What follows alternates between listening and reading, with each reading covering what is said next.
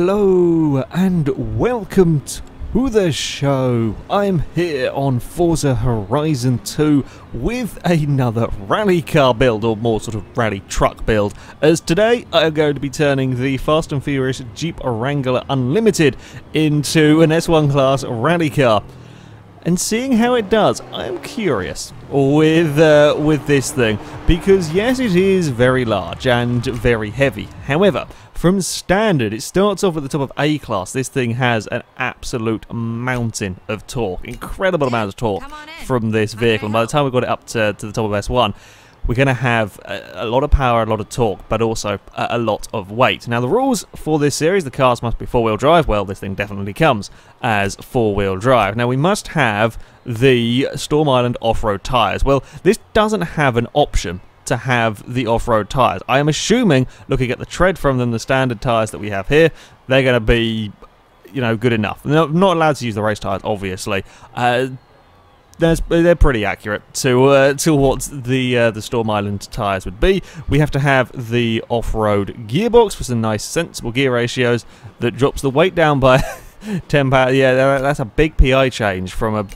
gearbox. That might be the biggest PI change I've seen from the gearbox itself. And we have to have the off-road suspension. Now, the rest of the parts to make the car up to S1 are up to me, and brakes will be the first thing that we go for. Roll cage. How much does the roll cage add weight-wise? Yeah, no, I don't think we're going to need it. I don't want to add another 200 pounds onto it. I think we should probably be okay. Of course, weight reduction is going to be very, very important here. We can get it down to 3,700 pounds. It's still a lot of weight, but it is better, and that's not that much heavier than the likes of the Mercedes and the Aston Martin. So, I mean, it's heavy, yes, and it's kind of the size that may be a bit more of the problem with the Jeep, but it's not quite as terrible as you might expect looking at the car. Tyres, I completely forgot to do tyre widths.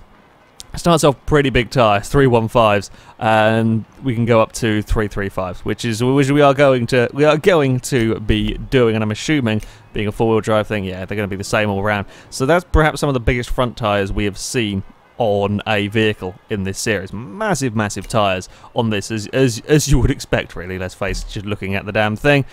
Right, we've got a little bit more PI to work with. Aero. Now, what to do? We can have a little.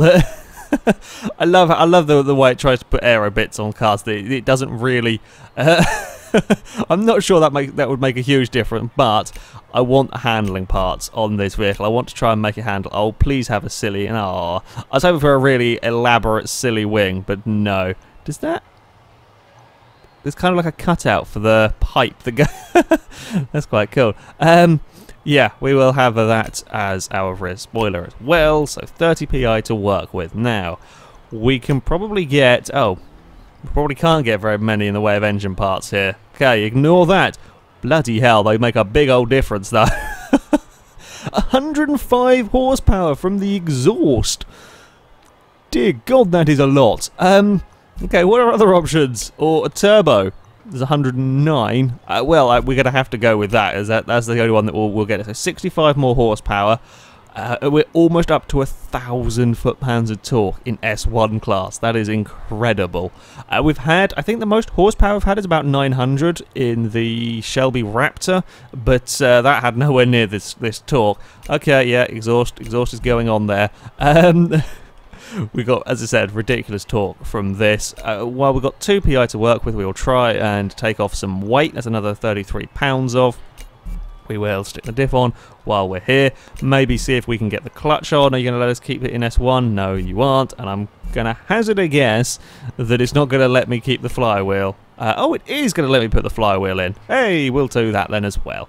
Another 2 pounds off the weight. Yeah, it's a heavy vehicle, but it isn't quite as heavy as you might expect, and that is a humongous torque figure. Like a ridiculous one. Power figure is also pretty damn good. This could be quite quick. It's all going to come down to how well the car handles. If we can take some corner speed in this, I mean, it's not going to handle like a supercar, but if we can take some corner speed in this, yeah, this could be pretty damn quick around the course. There is only one way for us to test this out, and that is to take it to the Forest Brawl circuit, where I will have 5 laps to go as quickly as possible. Now, our current leader is a Ferrari GTO with a 57.5 second lap time. Now, I doubt we're going to be challenging that. Our fastest sort of SUV off-roading car is a Land Rover Defender with a 1 minute 0.1. No SUV off-road car has gone quicker than the 1 minute mark. So that is the challenge for the Jeep. Is it possible? I think so. However, let's go to rely on its ability to handle. And let's face it, this is a rather massive truck. So, yeah, will it have the ability to handle? I don't know. Through the corners, actually, it's dealing with the turns pretty well. There goes some oversteer on the Jeep. It's dealing, yeah, it actually is not too bad through these turns. It doesn't have quite the same ridiculous... I was expecting it to want to wibble and wobble and fall over. We have had some cars have incredible amounts of leaning through the turns. It's not as terrible as you would expect from it. Looking at it from the outside, you would expect this to be absolutely god-awful. But it's not completely useless. It's, okay, we didn't really carry very much in the way of momentum around that second to last corner. And the final, there is no grip through that final turn either, okay. I can't drive. Oh yeah, I thought the reverse doesn't really work. It stalls every time you want to try and put it in reverse. Right, you can't drive it like a normal car. That much I have learned. You can't drive it like the normal vehicles that go around here. Whoa, it's a little bit more scary from inside this as well. It's not the easiest thing to see out of. How do we do straight line speed? I mean, it's 126 miles an hour in a straight line with all the aerodynamical properties of a brick. It's ooh, not terrible for straight line speed. Probably is the slowest vehicle we've had. Hey, there we go, the oversteer. We have not really got the balance. There's not really the balance in this in this car. There is a lot of oversteer through turn 2 and 3 section.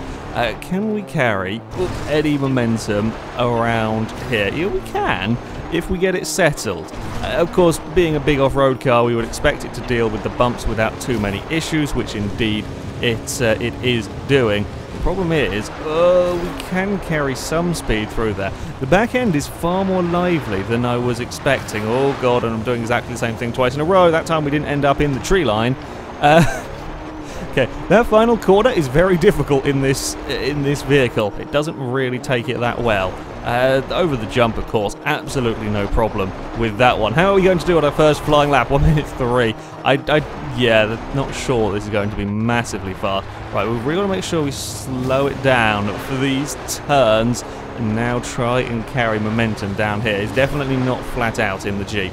It's definitely, I just don't have the confidence in the car. It doesn't have the grip through these turns, and again, we've not got the grip through there. The front of the truck's wanting to pick up, which is not helpful either. It's been like the stadium trucks. Okay, we are actually not too bad through that corner there, though. On the landing of the jump, so we get that jump sorted out. We're taking like 96 miles an hour, which is not bad when other cars are taking about, well, it's about 100 miles an hour is quick through there. We can run the banking on the inside without fear of it doing anything bad to the Jeep. That is for sure.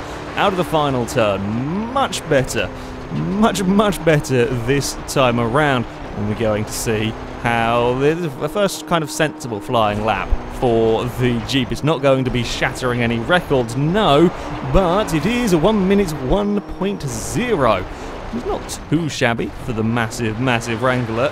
Try and get it turned in for the first corner. Yeah, we are through there, and then we're sliding some more. I wasn't expecting this much oversteer, I will be honest. I was expecting many things from the Jeep. I wasn't expecting... I've carried too much speed. Okay, I can carry that speed through the first part of that corner, but then we end up out wide for the for the next bit. I wasn't expecting as much oversteer, not considering the huge tyres that we have on the car. How we die. I think this lap here is not going to be as good after that bump in a wall. Can we carry more speed through up? Again, the back end just wants to start coming around, and then the second it's starting doing that, we're losing momentum. And then out to the final corner. Yeah, for such massive tyres, this thing has a lot more oversteer problems than I am used to. I thought we would be great just sticking the power down in this, especially considering the weight and so on. But nope, the Jeep wants to slide around. Can we go any quicker on this final lap? That's the question. We almost got it to 130 miles an hour in a straight line. That's respectable. That is respectable from the Jeep.